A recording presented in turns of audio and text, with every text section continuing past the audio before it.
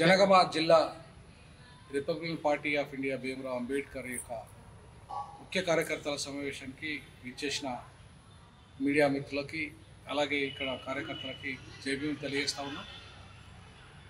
ముఖ్యంగా ఈనాటి సమావేశం యొక్క ముఖ్య ఉద్దేశము రానున్న లోకల్ బాడీ ఎన్నికల్లో జనగామ జిల్లాలోని లోకల్ బాడీ సర్పంచీలు కానీ ఎంపీటీసీలు కానీ జెడ్పీటీసీలు కానీ పోటీ చేయడానికి మొత్తం పార్టీ 33 జిల్లాల్లో సమేతమవుతుంది.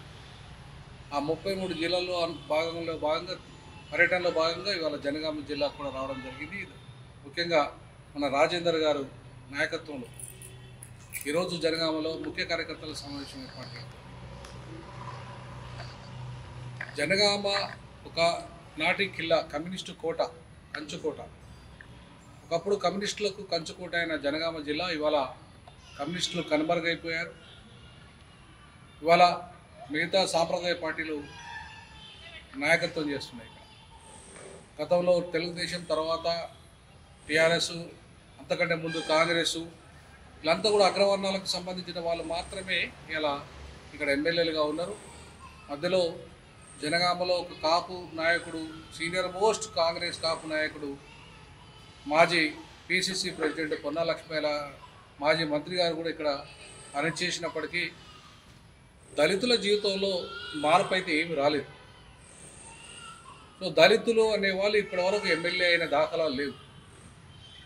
సో దళితులు ఇవాళ నాయకత్వం చేయకపోవడానికి కారణం ఏంటంటే సరి అయిన ప్లాట్ఫామ్ వాళ్ళకు అందించడంలో ఇవాళ వైఫల్యం చెందాయి పార్టీలు. కాబట్టి ఈరోజు జనగామ జిల్లాకు, ముఖ్యంగా జనగామ ఎమ్మెల్యే అభ్యర్థిగా రానున్న రోజుల్లో మేము రాజేందర్ను ఇక్కడికి వెళ్ళి పోటీలో నిలపాలనుకుంటున్నాం.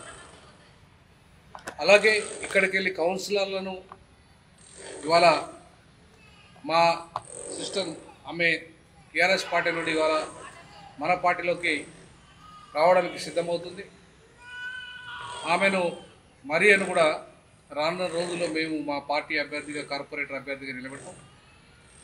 అంతేకాకుండా ఇవాళ లోకల్ బాడీ ఎన్నికలు చుట్టుపక్కల జనగామ జిల్లాలో చుట్టుపక్కల గ్రామాలలో, నేను ఎందుకంటే ఇక్కడే మద్దూరు మండలంలో పనిచేయడం జరిగింది 7 ఏళ్ళు.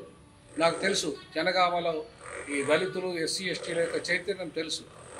బట్ చైతన్యమైన దళితులు ఉన్నప్పటికీ వాళ్ళకు నాయకత్వం లేకపోవడం, వాళ్ళకు సరి అయిన పార్టీ నాయకత్వాన్ని అందించకపోవడం వల్ల ఇవాళ వాళ్ళెవరు కూడా ఒక సమర్థత గల లీడర్లుగా ఎదగలేకపోయారు. ఎవరైనా ఎదిగితే ఆ ఎదిగిన వాళ్ళని వెన్నుపోటు పొడిచే విధంగా వాళ్ళకు మధ్యలో, దళితుల మధ్యలో చిచ్చుపోటు పెట్టి ఇవాళ ఒక్క దళిత లీడర్ కూడా ఎదగకుండా చేసిన చరిత్ర ఇవాళ జనగామలో కనపడుతుంది. మీకు రెడ్లు లేదా అంటే గతంలో కాపైన వాళ్ళు మాత్రమే ఎమ్మెల్యేలు అయిన తప్ప ఒక్క బీసీని, నాకు తెలిసి ఒక మోస్ట్ బ్యాక్వర్డ్ బీసీ కానీ ఎస్సీ కానీ ఇక్కడ ఎమ్మెల్యే అయిన చరిత్ర కనపడలేదు. కారణం మెజారిటీ 25% జనాభా ఉన్న దళితులు ఎందుకు ఎమ్మెల్యేలు కాలేకపోతున్నారు? ఇవాళ కాపు సామాజిక వర్గం తీసుకున్నా సరే ఎంత ఉంటుంది పర్సెంటేజ్? కాపు సామాజిక వర్గం కూడా చాలా తక్కువ పర్సెంటేజ్ ఈ జనగామ జిల్లాలో ఉంటుంది. దళితులు ఎక్కువ పర్సెంటేజ్లో ఉంటారు ఇక్కడ. కానీ దళితులు ఎవరు ఒక్కరు ఎమ్మెల్యే కానిచ్చే పరిస్థితి లేదు, ఒక్కరిని కార్పొరేటర్ కానిచ్చే పరిస్థితి లేదు, జనరల్లో ఒక్కరిని కూడా నాయకత్వ స్థానంలోకి రాణించే పరిస్థితి ఇక్కడ లేదు.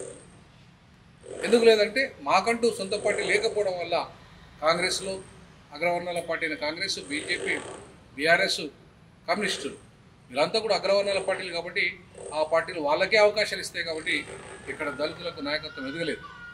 సో అందుకే కమ్యూనిస్టుల కంచుకోట కూడా అది అగ్రవర్ణాల చేతుల్లో ఉండే, వాళ్ళే రెడ్లే అయినరు. అందులో కూడా అది సిపిఐ నుండి అనుకుంటా, సిపిఎం నుండి రెడ్డి మాత్రమే ఎమ్మెల్యే కాగలిగాడు. అంటే అర్థమైంది, కమ్యూనిస్టులు అయినా, కాంగ్రెస్ అయినా, బీజేపీ అయినా, బీఆర్ఎస్ అయినా ఆధిపత్య దోపిడీ కులాలకు నాయకత్వం వహిస్తున్న పార్టీలే వాళ్ళకే అవకాశాలు కల్పిస్తున్నాయి. కానీ ఆర్పిఐ జనరల్ సీట్లో ఈసారి ఒక దళితుడైన రాజేందర్ను మేము ఎమ్మెల్యేగా నిలబెట్టాలనుకుంటున్నాం. తప్పకుండా రానున్న రోజుల్లో దళితులకు దీన్ని కంచుకోటగా మారుస్తాం. ఇవాళ జనగామ అంటే మళ్ళీ దళితులే రేపు నాయకత్వం చేసే స్థితికి ఆర్పిఐ వాళ్ళకి ఆ నాయకత్వాన్ని అందించడానికి సిద్ధంగా ఉంది. ఇవాళ దళితులతో పాటు దళితుల్లో ఉన్న మగవాళ్ళతో పాటు ఆడవాళ్ళకు కూడా అవకాశాలు కల్పించే విధంగా ఇవాళ సిద్ధమవుతాం. రానున్న కార్పొరేట్ అంటే మున్సిపల్ ఎన్నికల్లో కావచ్చు, ఇప్పుడు రానున్న సర్పంచ్ ఎన్నికలు కావచ్చు, అలాగే మళ్ళీ ఎంపీటీసీ జెడ్పీటీసీ ఎన్నికలు కావచ్చు, ఎమ్మెల్యే ఎన్నికలు కావచ్చు, రానున్న రోజుల్లో ఎంపీ ఎన్నికలు కావచ్చు. ప్రతి ఎన్నికల్ని ఆయుధంగా వాడుకుంటాం. రిపబ్లికన్ పార్టీ ఆఫ్ ఇండియా ప్రతి ఎన్నికలను ఉప ఎన్నికలను కూడా ఆయుధంగా వాడుకుంటుంది. రేపు రానున్న రోజుల్లో కడియం శ్రీహరి రాజీనామా చేసే అవకాశం ఉంది. ఆ కడియం శ్రీహరి రాజీనామా చేసే ఆ ప్రాంతంలో కూడా గణపూర్లో మేడం చంద్రకళను హైకోర్టు న్యాయవాదిని నిలబెట్టాలని చెప్పేసి మా పార్టీ భావిస్తున్నది. తప్పకుండా ఇవాళ ఒక బలమైన శక్తిగా, రాజకీయ శక్తిగా అవతరించడానికి, మేము రానున్న రోజుల్లో కీలక శక్తిగా మారడానికి మేము ప్రయత్నం చేస్తాం. 4వ రాజకీయ శక్తిగా అతి త్వరలోనే నేను బాధ్యతలు తీసుకొని ఇంకా నెల రోజులు కూడా కాలేదు. ఆగస్టు 17కు బాధ్యతలు తీసుకున్నాను. ఇప్పుడు సెప్టెంబర్ 17 వస్తే ఒక నెల అవుతుంది. ఇప్పటికే 9 జిల్లాల కమిటీలు వేయడం జరిగింది. ఇది 10వ జిల్లా. అలాగే స్టేట్ కమిటీ వేయడం జరిగింది. అలాగే బుద్ధిస్ట్ కమిటీ, క్రిస్టియన్ కమిటీ, ముస్లింల కమిటీలు వేయడం జరిగింది. వాళ్ళ వింగులు వేయడం జరిగింది. మహిళా వింగులను ఇన్ఛార్జ్లు వేయడం జరిగింది రాష్ట్ర స్థాయిలో. అలాగే ఇవాళ రానున్న రోజుల్లో అతి త్వరలోనే విద్యార్థి సంఘాలని, మా పార్టీ అనుబంధ విద్యార్థి సంఘాలు, మా పార్టీ అనుబంధ కార్మిక సంఘాలు, మా పార్టీ అనుబంధ కర్షక సంఘాలు, ఇట్లా అన్ని విభాగాలను విస్తరించే దానిలో భాగంగా ఇవాళ పార్టీ కృషి చేస్తున్నది. ఇంకొకటి చాలా ముఖ్యమైన విషయం ఏంటంటే, మా పార్టీ స్వయంగా మా కార్యకర్తలకి వాళ్ళ ఆర్థికంగా ఎదగడానికి ఇవాళ ప్రయోగాత్మకంగా ఒక 1000 మందికి మేము టీ అండ్ స్నాక్స్ షాపులు ఓపెన్ చేయించబోతున్నాం. ఏ పార్టీ ఇంతవరకు చరిత్రలో చేయలేదు. ఈ ఉమ్మడి ఆంధ్రప్రదేశ్లో కావచ్చు, తెలంగాణలో కావచ్చు, పార్టీలే స్వయంగా ఉపాధి అవకాశాలు కల్పించిన చరిత్ర లేదు. బట్ మేము చేయబోతున్నాము. మా పార్టీ కార్యకర్తలకి స్వయంగా అభివృద్ధి చెందడానికి, వాళ్ళు నిరుద్యోగులుగా ఉన్న వాళ్ళందరికీ ఉపాధి అవకాశాలు కల్పించే ప్రయత్నం అతి త్వరలోనే మేము ఆ కార్యాచరణ తీసుకోబోతున్నాం. జనవరి నుండి ఆ కార్యాచరణ మొదలవుతుంది. ఈలోపు అయితే టీ అండ్ స్నాక్స్ సంబంధించిన ఒక కార్యాచరణ అయితే మొదలైంది. ఈ సెప్టెంబర్ 19వ తారీఖును మన భగవాన్ గవాయ్ గారు మల్టీ మిలియనీరు, ఆయన వివిధ దేశాల్లో ఒక దళిత మిలియనీర్గా ఎదిగాడు. ఆయన నాయకత్వంలో ఇవాళ తెలంగాణలో కూడా పెద్ద ఎత్తున స్వయం పథకాలు, ఉపాధి పథకాలను కూడా ప్రవేశపెట్టబోతున్నాం పార్టీ. అంతేకాకుండా రేపు 19వ తారీఖు రోజు మొత్తం ఇక్కడ బహుజన కాన్సెప్ట్తో పనిచేస్తున్న అన్ని పార్టీలను ఒక ప్లాట్ఫామ్ మీద తీసుకురాబోతున్నది. ఆ ప్లాట్ఫాము ఏంటంటే ప్రధానంగా 3, ఒకటి కాంగ్రెస్, బీజేపీ, బీఆర్ఎస్కు ప్రత్యామ్నాయంగా 4వ శక్తిగా, రాజకీయ శక్తి బహుజన పార్టీలను అన్ని ఒక ప్లాట్ఫామ్ తీసుకొచ్చి భారతీయ బహుజన్ అలయన్స్ పేరు మీద దేశంలో యూపీఏ, ఎన్డీఏకు ప్రత్యామ్నాయంగా ఎట్లయితే పెడుతున్నామో అట్లాగే తెలంగాణలో కూడా ఒక ప్రత్యామ్నాయ ప్లాట్ఫామ్ను తయారు చేయడానికి ఈ నెల 19న కార్యాచరణ రూపొందించాము. 19లో భగవాన్ గవాయ్ గారు ముఖ్య అతిథిగా వస్తున్నాడు అని ఈవెన్ ఎమ్మెల్సీ తీన్మార మల్లన్న లాంటి వాళ్ళు, తర్వాత ఎవరైతే ప్రత్యామ్నాయ రాజకీయ శక్తిగా మారుతున్న వాళ్ళంతా కూడా ఆ కార్యాచరణలో భాగస్వామ్యం చేసుకోబోతున్నారు. సో ఈ రకంగా నెల రోజులు కాకముందే కూడా ఆర్పిఐ తన ప్రపంచాన్ని సృష్టించబోతున్నది.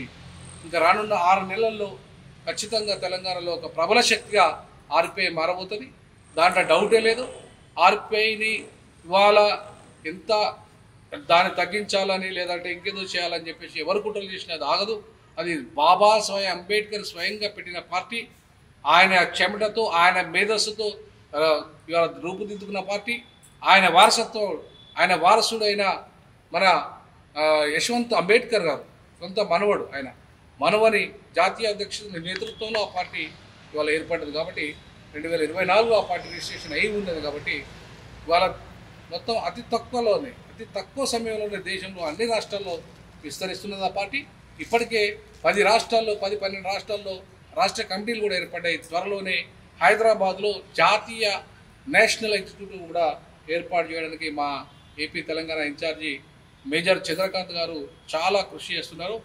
వీరి నాయకత్వంలో, వీరి ప్రోద్బలంతోనే నేను ఇవాళ రాష్ట్ర అధ్యక్షునిగా ఇవాళ మీ ముందు ఉన్నాను.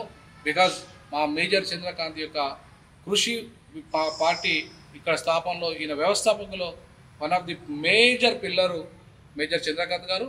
వారు ఈ సందర్భంగా ఈ కార్యకర్తలను, ముఖ్య కార్యకర్తలను ఉద్దేశించి మాట్లాడాల్సిందిగా కోరుకుంటున్నారు. జై భీమ్.